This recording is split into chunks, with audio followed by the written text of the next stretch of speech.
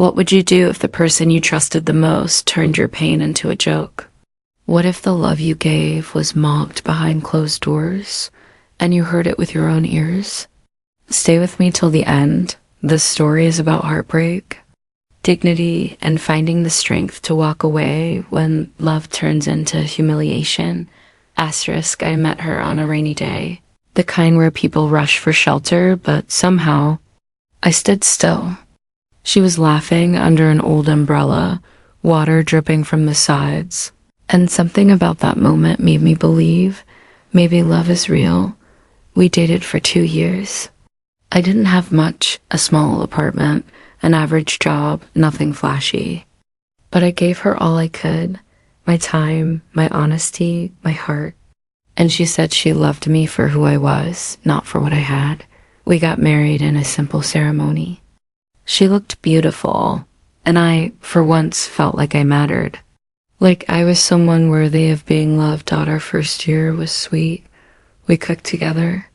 She'd fall asleep on my shoulder while we watched movies. She used to say, "You're my peace."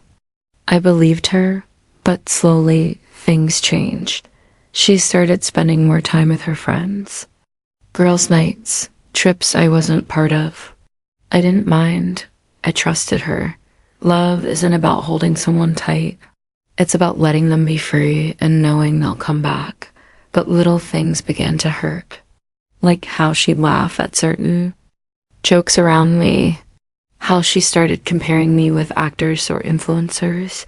Not directly, but in subtle jabs. And one night, everything changed. Asterisk, it was a weekend. Her friends came over. I stayed in the other room, giving them space. The door was slightly open, not enough to see them, but enough to hear Dot at first. It was just laughter, silly jokes, girlish banter. Then I heard my name. She acts like he's a giant in bed. One friend giggled. Then her voice, my wife's voice, sharp, cold, cruel. Guess how small he really is? Laughter erupted, louder than before. 3 inches? Someone guessed. Lower, she said, laughing even harder. It's like trying to feel a toothpick. I froze. I felt like the ground was slipping. My hands shook. My throat dried. My chest tightened like someone sat on it. This wasn't some stranger mocking me. This was my wife, the woman who once looked into my eyes and said she loved every inch of me, who told me I was enough. Who held my hand and said I was her world. And now I was just a joke. Asterisk, I didn't storm in. I didn't scream or cry. I just sat there numb. When they finally left, she came into the room, laughing still, her phone in hand. She looked at me and stopped. "What's wrong?" she asked. I said nothing, just stared. She tried to act normal, but she knew. She must have seen it in my eyes. "I didn't mean it like that," she said quickly. "It was just a joke." Joke. How easy that word was for her.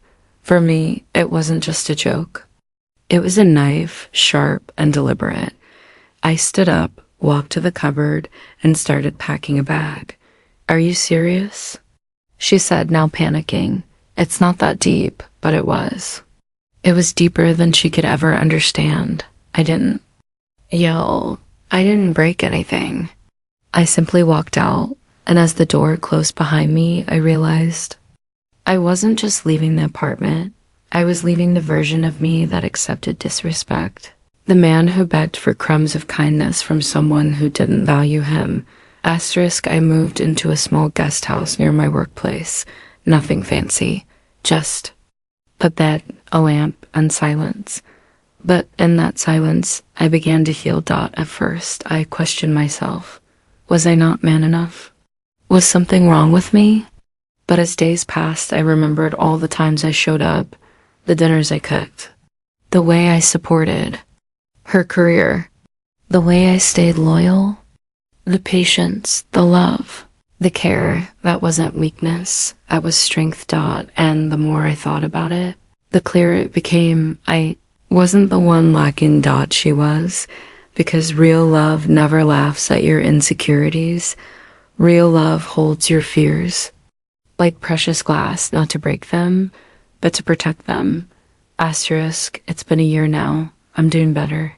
Not rich, not wildly successful, but I smile now, honestly.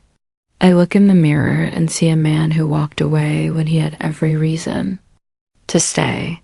I see someone who chose self-worth over silent suffering. To anyone listening, you are not a joke. You are not less. And the person who makes fun of your flaws is showing more about themselves than about you.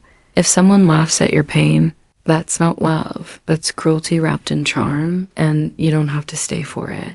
Asterisk, if this story touched you even a little, don't forget to watch till the end, because sometimes the strongest thing you can do is walk away. Always choose dignity over disrespect, even if it means walking alone.